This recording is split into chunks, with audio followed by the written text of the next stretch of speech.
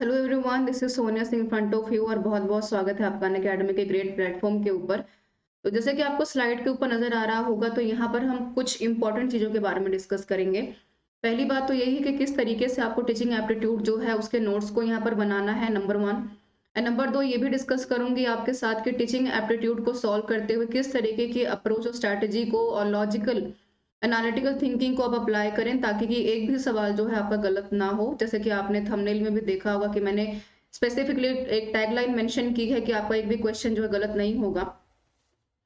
तो क्वेश्चन गलत कैसे नहीं होगा, इस बात को ध्यान में रखते हुए आपका जो क्वेश्चंस भी देखने को मिलेंगे और बेस्ड वो लेटेस्ट एनटीए यूजीसी नेट के सिलेबस के ऊपर। ये लेटेस्ट मैं यहाँ पर क्यों कह रही हूँ, क्योंकि आपने इस बार देखा होगा कि मैक्सिमम सवाल आपके काफी एनालिटिकल रहे हैं। तो इन बातों को ध्यान में रखते हुए टीचिंग एप्टीट्यूड के मैक्सिमम सवालों को स्क्रीन के ऊपर सॉल्व करेंगे और कोशिश करेंगे कि आप उस तरीके के एनालिटिकल ओपिनियन को चूज कर पाए जिसके चलते आपका न सिर्फ सवाल बल्कि सही गलत हो, हर सवाल आपका बेहतर सही हो और आप सवालों को समझ पाएं, जो काफी ज्यादा जरूरी है आपके लिए।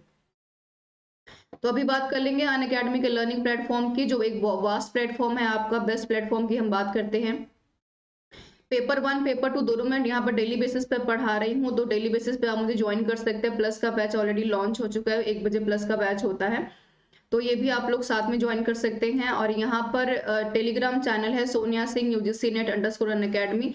इस नाम से अगर आप टेलीग्राम पर सर्च करेंगे तो मैं आपको वहाँ पे अवेलेबल हो जाऊंगी और आप मुझे वहाँ से फॉलो भी कर सकते हैं। और मैक्सिमम अपग्रेडेशन के लिए आइकॉनिक प्लस ब्रॉड कॉन्सेप्ट्स अपने आप में, क्योंकि हम बेस्ट एजुकेशन की बात करते हैं।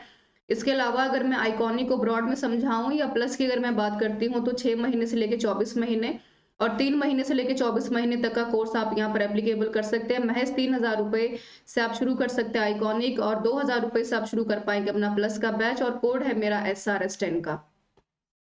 इस कोड की सबसे ज्यादा खासियत ये है कि 10% डिस्काउंट आपको इस सभी मनी मैटर में अवेलेबल होगा, और इस इंश्योरिटी के साथ कि यहाँ से पढ़ाया हुआ कोई भी कंटेंट आपके पेपर अप्रोच से बाहर नहीं जा रहा। लाइव टेस्ट सीरीज अवेलेबल है यहाँ पर, कंप्लीट एस्पायर आउटरन बैचेस की अगर मैं बात करूँ, कोई ऐसी वीडियो जो पसंद नहीं है आपको तो आप बता सकते हैं यहाँ पर। और अगर मैं फीडबैक की बात करूँ तो कमेंट बॉक्स में फीडबैक फॉर्म भी अवेलेबल रहेगा। स्पेशल क्लास रोज होती है मेरी 11 से 12, तो उसको भी आप लोग ज्वाइन कीजिए। यहाँ पर सबसे खास बात ये है स्पेशल क्लासेस की कि फ्री ऑफ कॉस्ट है, कुछ पे ही नहीं करना होता है आपको। और अपकमिंग में पेपर वन पेपर टू दोनों में पढ़ा रही हूँ, प्लस के बैच पे भी एज वेल एज जो मेरा यहाँ पर स्पेशल क्लासेस चल रही हैं, रिकॉर्डेड ही देखिए काफी आपको JRF क्वालिफाई करने के लिए। और आपके लिए खास तोहफा अनअकैडमी की तरफ से जो एक दिन के लिए ही वैलिड है, 10 दिसंबर की आज हम बात कर रहे हैं, तो एक दिन के लिए वैलिड है। इसकी सबसे खास बात है कि यहाँ पर आपको कोड अप्लाई करना है मेरा SRS10, और आपको सब्सक्रिप्शन पैक यहाँ पर मिल जाएगा। सबसे खास बात है कि 6 मंथ का फ्री यहाँ पर आपको सब्सक्रिप्शन पैक दिया जा रहा है, अगर आप प्लस का सब्सक्रिप्शन पैक यहाँ पर परचेज करेंगे तब। और 1 साल के लिए कम से कम वैलिड रहेगा। और सबसे खास बात है आपके लिए कि इतना बड़ा जो ऑफर है अनअकैडमी काफी कम टाइम के लिए लेकर आता है, पर आपके लिए अच्छी अपॉर्चुनिटी है। तो आपको करना क्या है, यहाँ पर आप मेरा कोड यूज करेंगे SRS10 सब्सक्राइब करने के लिए, और 6 मंथ का पैक जो है आपको यहाँ पर बिल्कुल फ्री दिया जाएगा। तो इस वैलिड है सिर्फ आज के लिए, तो इसको जरूर यूज कीजिएगा। तो लेट्स बिगिन द सेशन। जैसे कि मैंने पहले बताया कि दो चीजें डिस्कस करेंगे कि how to solve the questions of teaching aptitude, सबसे अच्छी बात।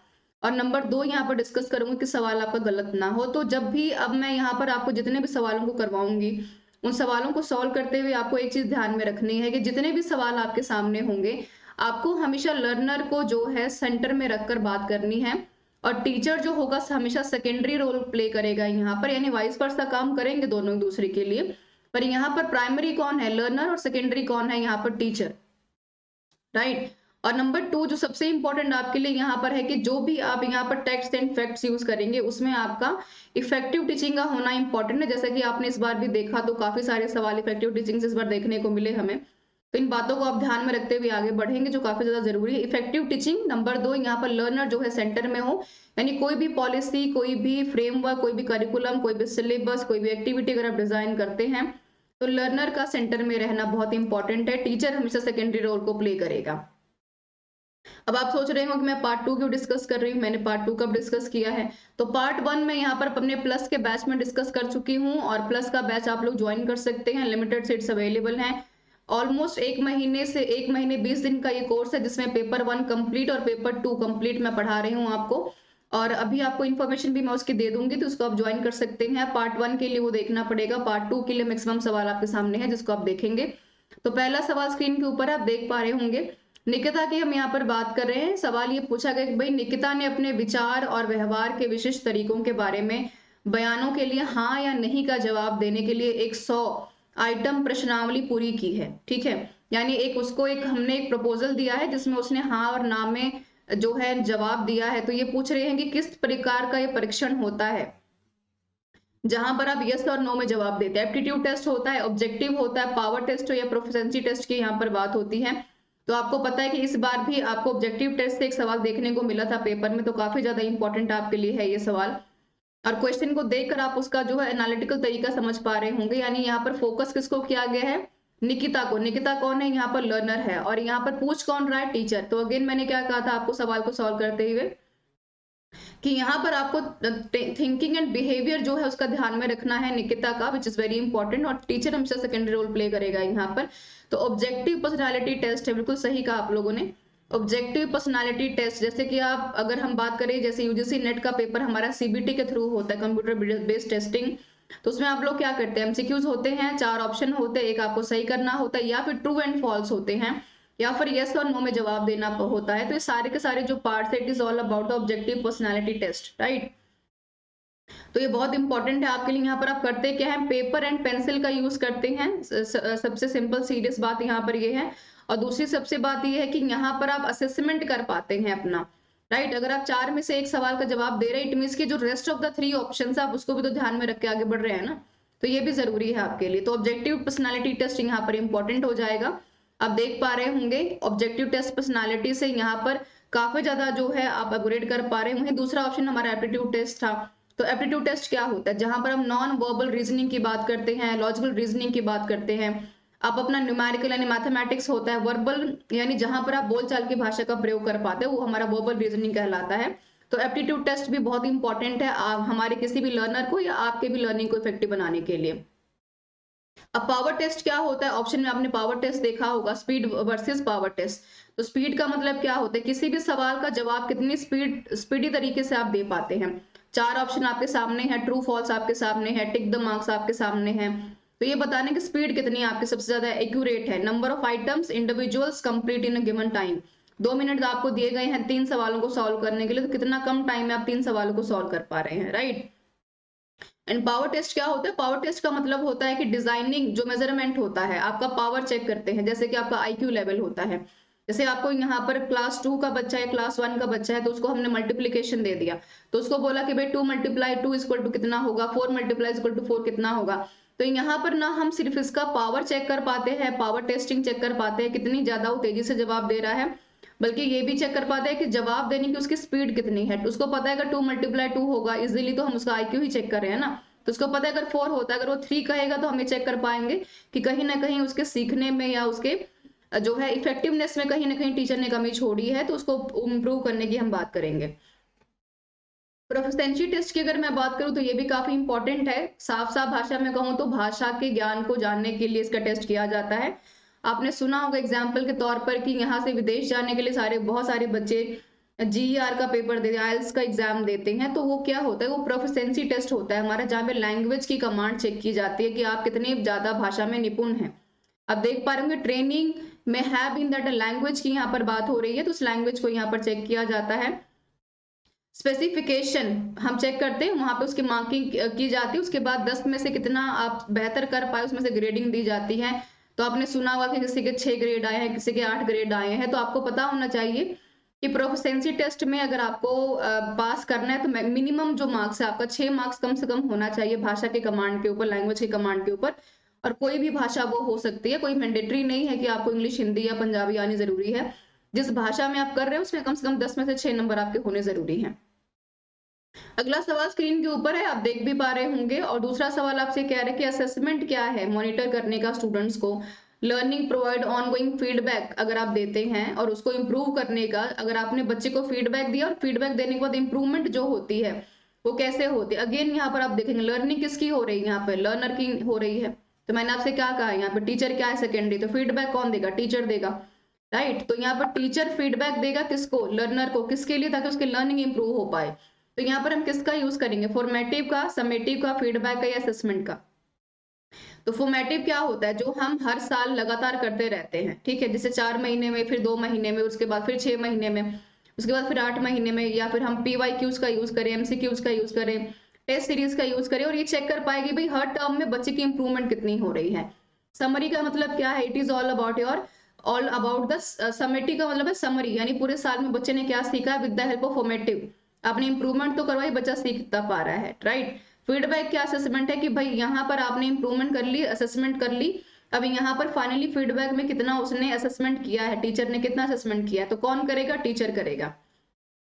फॉर्मेटिव में किसकी हो रही है, यहाँ पे लर्नर की। समेटिव में किसकी हो रही है, लर्नर की, राइट। स्टैंडर्डाइज्ड रेफरेंस क्या होता है, जहां पर आप ये चेक कर पाते हैं कि बच्चे के सीखने का मेजरमेंट क्या है, कितना बेहतर तरीके से वो सीख पा रहा है, स्टैंडर्ड उसका कितना बेहतर हो पा रहा है, with the help of summary, with the help of formative, with the help of feedback. तो फॉर्मेटिव असेसमेंट बिल्कुल सही का आप लोगों ने, बिल्कुल सही जवाब आपका हो जाएगा, जहां पर हम बात करते हैं आपके फॉर्मेटिव इवेल्युएशन की। तो आप देख पा रहे होंगे कब करना है, थ्रू आउट द कोर्स चलता है। जो वही समरी यानी समेटिव जो है, आपको इंस्ट्रक्शन हम टाइम टू टाइम देते रहते हैं, एंड तक देते हैं। आइडेंटिफाई करना है गैप्स को, कि बच्चे के पहले 8 नंबर आ रहे थे, फिर 6 आ रहे हैं, फिर 14 आ रहे हैं, तो इतना कम ज्यादा जो अप एंड डाउन हो रहा है उसका कारण क्या हो सकता है, राइट। और यहाँ पर हम knowledge of collection and evidences की स्किल्स की बात कर रहे हैं। वो खेल में कैसा है, उसका मेंटल असेसमेंट कैसा हो रहा है, बिहेवियर कैसा है। एंड यहाँ पर हम अप्रोचेस की बात करते हैं, जो स्पेसिफिक स्टूडेंट्स नीड्स की यहाँ पर बात करता है, जो काफी जरूरी है। और यहाँ पर हम उसके असेसमेंट्स की बात करते हैं कि लर्निंग में कितना उसने जो है प्रोड्यूस किया है, ताकि हम असेसमेंट कर पाए। और यहाँ पर प्रिंसिपल्स ऑफ फीडबैक की अगर मैं बात करूँ तो ये भी बहुत इंपॉर्टेंट है। फीडबैक अगर जो PDF आपको मिलेगी तो वहां से आप पढ़ भी पाएंगे, उसके लिए आपको मेरा टेलीग्राम चैनल जो है ज्वाइन करना पड़ेगा। तो फीडबैक का प्रिंसिपल होता क्या है, जहां पर आप प्रमोशन कर पाते हैं, लर्निंग में उसकी फीडबैक कैसी आ रही है, आप यहाँ पर कम्युनिकेट कर पाते क्लियरली कि भाई कितनी उसकी फीडबैक में जो प्रमोशंस हुई है, किससे कम्युनिकेशन करेंगे आप, टीचर से और साथ में लर्नर से करेंगे, बातचीत करके, कम्युनिकेट करके। और टाइम टू टाइम फीडबैक देना इंपॉर्टेंट है। आप PTM देखते होंगे, पेरेंट्स टीचर मीटिंग, वहां पर क्या होता है, यहाँ पे पेरेंट्स बच्चों के लिए फीडबैक देते हैं, बच्चे अपने टीचर्स के लिए फीडबैक देते हैं, दोनों के दोनों इंपॉर्टेंट है हमारे लिए। Feedback to quality is maintain, यानी कि जरूरी है कि क्वालिटी को मेंटेन करने के लिए अगर आप ये बताएंगे नहीं कि वीडियो कैसी लगी आपको, आपको मेरा वे ऑफ डिलीवरी कैसा लगा, सवालों का, जवाबों का, लेक्चर का, तो मुझे चलेगा कैसे पता कि मेरा कहाँ पर क्वालिटी को इंप्रूव करने की इंपॉर्टेंट है या नीड है, इंपॉर्टेंस है, नीड है। तो ये बहुत इंपॉर्टेंट है। लास्ट में एक ऑप्शन था आपके पास स्टैंडर्डाइज असेसमेंट का। इसका मतलब क्या होता है कि जहां पर आप पूरी तरीके से all students answer the same time, यहाँ पर आप चेक कर पाते हैं कि सारे के सारे बच्चे एक जो है बार में जवाब दे रहे हैं, कंडीशंस कैसी है, स्कोर कैसा कर रहे हैं वो लोग। और सबसे इंपॉर्टेंट है कि टेस्ट टाइमिंग क्या है उनका प्रायर पब्लिकेशंस में। और रेफरेंस क्राइटेरिया में आपको पता होगा कि यहाँ पर हम बच्चे की क्या चेक करते हैं, स्टैंडर्डाइजेशन, कि कितना उसने सीखा है, उसका लर्निंग पावर क्या है।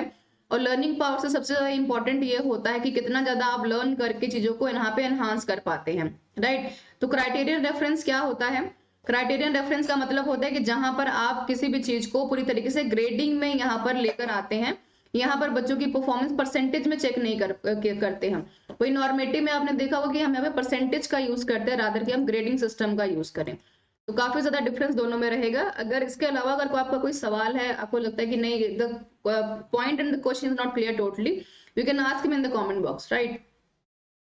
Let's move head on question number 3 on the screen. और आप देख पा रहे होंगे हम यहाँ पर बात करते हैं विभिन्न स्थितियों की एक श्रृंखला पर प्रतिक्रिया करने की एक नौकरी के उम्मीदवार की क्षमताओं का परीक्षण करने के व्यवस्थित साधन क्या है। उसका साधन क्या हो सकता है कि आपको ये चेक करना है कि यहाँ पर रेंज एंड डिफिकल्ट सिचुएशंस क्या हैं। आप कैसे चेक कर पाएंगे, टेस्टिंग जॉब कैंडिडेट्स के लिए, जॉब देनी है कैंडिडेट्स को, कैसे चेक करेंगे आप लोग। एक लैंग्वेज की टेस्टिंग से, जो प्रोफिशिएंसी में होता है, पर्सनालिटी से कि उसको उसका वे ऑफ बिहेवियर क्या है, सिटिंग क्या है, स्टैंडिंग पोजीशन क्या है, द वे ऑफ जेस्चर्स कैसा है। एप्टीट्यूड टेस्ट में कि भाई उसका लॉजिकल रीजनिंग मैथमेटिकल स्किल्स कैसा है। या आप ये चेक करेंगे कि भाई उसका इंटरेस्ट एंड एटीट्यूड स्किल्स कैसा है, राइट। तो आप कैसे पता करेंगे, आप पता करेंगे उसके एप्टीट्यूड टेस्ट से, जो काफी इंपॉर्टेंट है, क्योंकि इसमें हम क्या चेक करते हैं, उसका IQ चेक करते हैं, वो बोलता कैसा है, उसका थोड़ा बहुत दिमाग है कि उसको पता है कि भाई 2+2=4 होता भी कि नहीं होता है, यार उसका पर्सनालिटी कैसा है, वो खड़ा कैसे होता है, उसके कपड़े पहनने का ढंग कैसा है, जेस्चर्स कैसा है, वो बोलता कैसे है, उसकी फ्लुएंसी कैसी है, हम चेक कर पाएंगे। तो एप्टीट्यूड टेस्ट कहाँ हम चेक करते हैं? जब हम आपको जॉब्स में अपीयर करवाते हैं, जब आप जॉब्स के लिए जाते हैं, जैसे पीएचडी के लिए अगर आप अपीयर होंगे तो एप्टीट्यूड टेस्ट का एक टेस्ट आपको देना पड़ता है। सीबीसीएस क्या है? ये सवाल आपसे पूछा गया था इस बार पेपर में, काफी इंपॉर्टेंट क्वेश्चन है आपके लिए। तो चॉइस बेस्ड क्रेडिट सिस्टम होता है इसका मतलब, जहां पर देखिए सवाल से काफी हद तक क्लियर है आपका। वैसे सवाल आपसे पूछा गया कि सिस्टम है क्या, तो यहाँ पर आप क्या करेंगे, बच्चे की चॉइस क्या है, लर्नर की चॉइस किसके ऊपर बेस्ड है, और उसकी अगर चॉइस जिस जिस चीज के ऊपर बेस्ड है उतना आप उसको क्या जो है श्रेय दे रहे हैं, क्रेडिट दे रहे हैं, और सिस्टम आपने क्या अडॉप्ट किया है, फॉर्मेटिव है, असेसमेंट है, एमसीक्यूज है, क्वेश्चन पूछना है, या प्रीवियस ईयर पेपर्स को यूज करना है। तो इस लाइन से काफी हद तक आपको चीजें क्लियर हो पा रहे होंगे। तो आपको पता नहीं कि क्या है, ए है, यहाँ पर आप देख पा रहे होंगे सब्जेक्ट्स उसका क्या है, यहाँ पर सेमेस्टर में आप कितना चेंज लेकर आ रहे हैं, या कॉम्बिनेशंस कैसे आप यूज करते हैं, या फिर ऑल ऑफ द अबव है या ऑल ऑफ द दीज है। तो देखिए सही जवाब आपका क्या हो सकता है, आप देखेंगे ऑल ऑफ द दीज है, यानी कि आपको फ्लेक्सिबिलिटी भी प्रोवाइड करनी है, यहाँ पर आपको एडवांस लेवल भी प्रोवाइड करना है कि बच्चे हर लेवल पर सीख पाए। यहाँ पर जॉब ओरिएंटेड भी बनाना है उनको, ऐसा नहीं है कि आप थ्योरी पढ़ाते जा रहे हैं, कभी आप उनको लैब में लेके नहीं गए, कभी प्ले ग्राउंड में लेकर नहीं गए, तो स्किल्स कैसे इंप्रूव होगी बच्चे की। आपको पता है कि आजकल ऑनलाइन का जमाना हो गया है, तो अगर आप बच्चे को कंप्यूटर दिखाएंगे ही नहीं तो उसको क्या पता कि कैसे माउस को पकड़ते हैं, राइट। तो एक्स्ट्रा क्रेडिट्स भी देना बहुत इंपॉर्टेंट है कि भाई आपने बहुत अच्छा किया, आप बहुत अच्छा कर सकते हैं। एंड मल्टी डिसिप्लिनरी अप्रोच की अगर हम बात करें तो यहाँ पर बच्चों को सिर्फ पढ़ाना ही नहीं, उनको बहुत चीजें, मल्टीपल लैंग्वेजेस सिखाना, मल्टीपल गेम्स सिखाना, ये सारे काम आपको करने पड़ेंगे उनके सिस्टम्स को और बेहतर बनाने के लिए, राइट। और यहाँ पर फिर हम बात करेंगे कि बच्चे में कितने ब्रांचेस को लेकर ट्रांसफॉर्म्स हो रहे हैं, कितना चेंजेस हो रहा है, और सबसे इंपॉर्टेंट है ग्रेडिंग सिस्टम का हम यहाँ पर यूज करते हैं, जो 2016 से बंद हो चुका है। जो पहले सीबीएसई का अप्रोच था कि बच्चे को फेल नहीं करना, तो हम ग्रेडिंग सिस्टम का हम यूज करेंगे। और आप देखेंगे एलिमेंट्स क्या है सीबीसीएस के स्क्रीन के ऊपर, तो चॉइस बेस्ड होगा, सेमेस्टर में लागू होता है, असेसमेंट्स के ऊपर होता है कि यहाँ पर टीचर बच्चे टीचर्स को फीडबैक देते हैं। क्रेडिट क्या है उसका, कि आपका इसका मेंटल अप्रोच कैसा है, साइकोलॉजिकल अप्रोच कैसा है, कैसा ये परफॉर्म करते हैं। ग्रेडिंग में हम चेक कर पाते हैं कि भाई अगर आपके ए है तो आप सुप्रीम पे काम कर रहे हैं, बी प्लस है तो आप थोड़ा सा और अच्छा काम कर रहे हैं, सी में आप थोड़ा सा एवरेज काम कर रहे हैं, डी में थोड़ी सी परफॉर्मेंस खराब है। बट हम इन सभी ग्रेडिंग में ये कभी काउंट नहीं करते हैं कि बच्चा जो है बेहतर परफॉर्म नहीं कर रहा है, उसकी परफॉर्मेंस खराब है। हम ये कह नहीं सकते, कॉन्स्टिट्यूशनली भी कहना हमारे लिए गलत होगा, जो पहले लागू किया था सीबीएसई ने बंद कर दिया गया है। आगे सवाल देखिए, सीबीसीएस यूनिवर्सिटी ग्रांट कमीशन की हम बात कर रहे हैं, काफी इंपॉर्टेंट क्वेश्चन है आपके लिए। और क्वेश्चन नंबर 5 स्क्रीन के ऊपर है, ये कह रहे हैं कि 10 पॉइंट्स बताने ग्रेडिंग सिस्टम के आपको, जहां पे एब्सेंट है, फेल है, अगर करते हैं तो 10 पॉइंट्स कौन कौन से हैं वहां पर। कह रहे हैं कि 10 पॉइंट सीबीएसई ने जारी किए हैं सीबीसीएस को जज करने के लिए, ठीक है। तो इसमें से जो चौथा पॉइंट है आपका, आप देख पा रहे होंगे, ये आपके फेलियर को और आपके एब्सेंट को दर्शाता है। ये बताना है आपको कि कहाँ कहाँ पर ये आता है। देखिए आप देख पाएंगे लेटर ग्रेड्स की यहाँ पर बात हो रही है, तो ग्रेड पॉइंट्स है यहाँ पर, ओ है आउटस्टैंडिंग, ए प्लस, जहां पर आप 10 में से 9 नंबर लेकर आते हैं, 8 में से अगर 10 में से 8 लेकर आएंगे तो बहुत अच्छा होगा, वेरी गुड, ए ग्रेड दिया जाएगा। 10 में से 7 है तो बी प्लस यानी गुड, और 10 में से 6 है तो अबव एवरेज है, बी हो जाएगा, और एवरेज है तो सी होगा।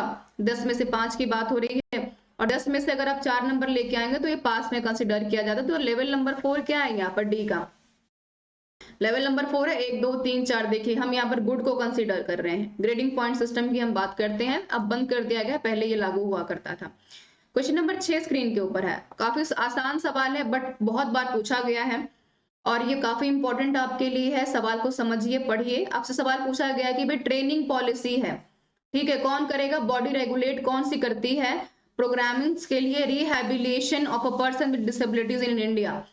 कौन सी ऐसी ट्रेनिंग पॉलिसीज या रेगुलेटरी बॉडी बनाई गई है जो भारत में विकलांग व्यक्तियों के लिए या दिव्यांगों के लिए भी शब्द प्रयोग होता है, विकलांग शब्द बंद कर दिया गया है। तो आप देख पाएंगे स्क्रीन के ऊपर डिसेबिलिटी या स्पेशल पर्सन के रूप में भी ये शब्द यूज किया जाता है। और यहाँ पर प्रशिक्षित नीतियों और कार्यक्रमों को नियंत्रित करता है, ये सवाल आपसे पूछा गया है। तो कौन करेगा, ये कह रहे हैं कि भाई एनसीटीई करेगा। एनसीटी का काम क्या होता है, टीचर्स को ट्रेनिंग देना कि कैसे आपको बच्चों को क्लास में पढ़ाना है, कैसे एनहांसमेंट करनी है टेक्नोलॉजी के मामले में। फिर ये कहते हैं कि क्या यहाँ पर NIEPA हो सकता है, जिसका काम क्या एजुकेशन में प्लानिंग को लेकर आना। फिर ये कहते हैं कि क्या ये NCERT का काम हो सकता है, जिसका काम क्या है यहाँ पर ट्रेनिंग और रिसर्च को बढ़ावा देना।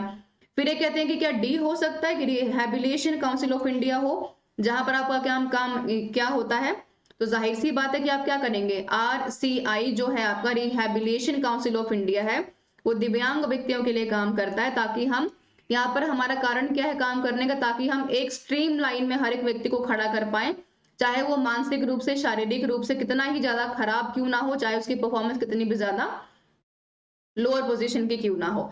और ये काफी इंपॉर्टेंट है, आप स्क्रीन के ऊपर देख भी पाएंगे कि कब आया है ये, 86 में सबसे पहले आया है भारत में, और 92 में अगर आप देखें तो RCI एक्ट के अंडर इसको सबसे पहले पार्लियामेंट्री में लेके आए हैं।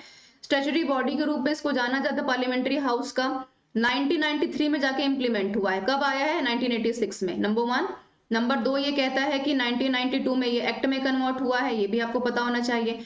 नंबर 3 कहते हैं कि 1993 में सबसे पहले ये कह दिया गया कि आपको इसको लागू करना इंपॉर्टेंट है। हिंदी इंग्लिश दोनों में अवेलेबल रहेगा ये, तो आप जब PDF मिलेगी तो वहां से आसानी से पढ़ पाएंगे। जो मैंडेटरी इन्फॉर्मेशन थी वो मैंने प्रोवाइड कर दिया है आपको। नंबर 7 स्क्रीन के ऊपर क्वेश्चन है, स्क्रीन के ऊपर देख पाएंगे।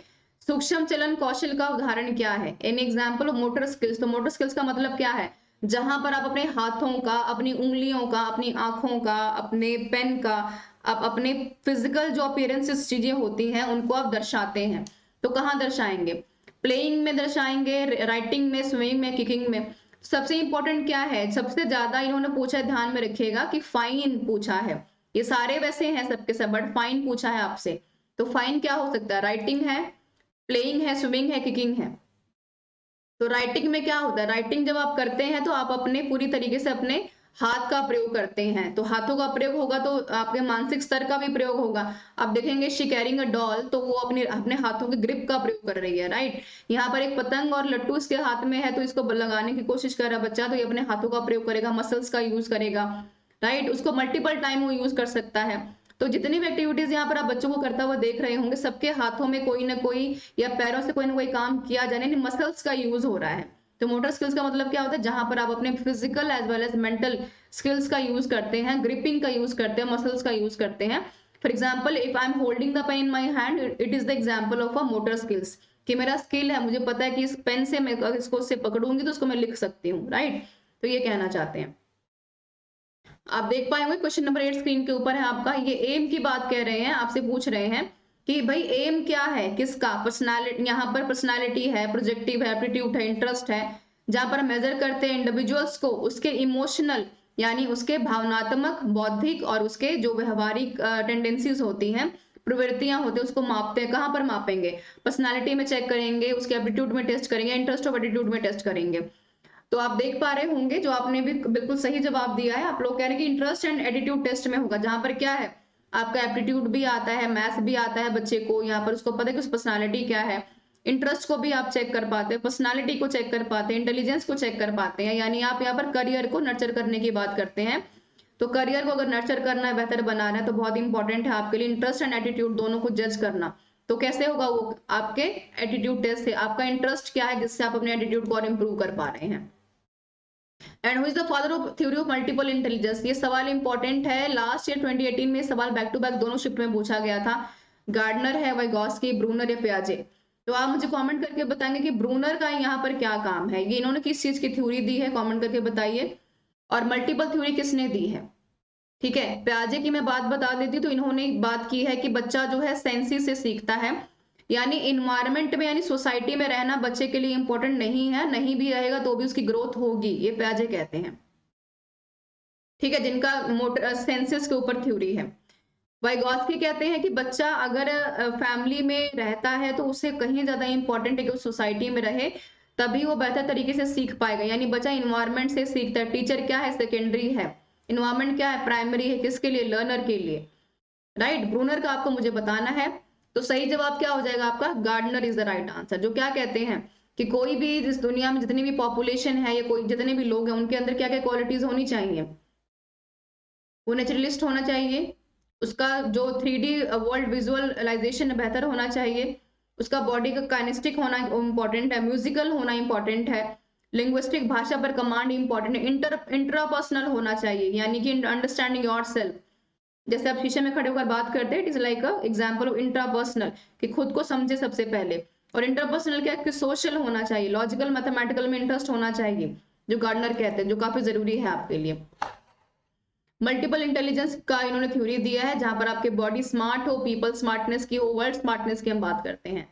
एंड क्वेश्चन नंबर 10 स्क्रीन के ऊपर है, ध्यान रहे ब्रूनर का आपको मुझे बताना है कमेंट करके।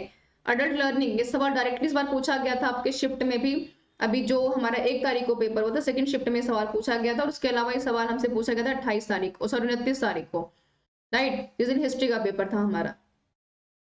तो कह रहे हैं कि कैरेक्टरिस्टिक्स क्या है अडल्ट लर्निंग के। हाई एक्सपेक्टेशन होती है बच्चे की, मल्टी लेवल रिस्पॉन्सिबिलिटीज फॉलो करता है, सेल्फ डायरेक्टर होता है, ऑल ऑफ द दीज होता है।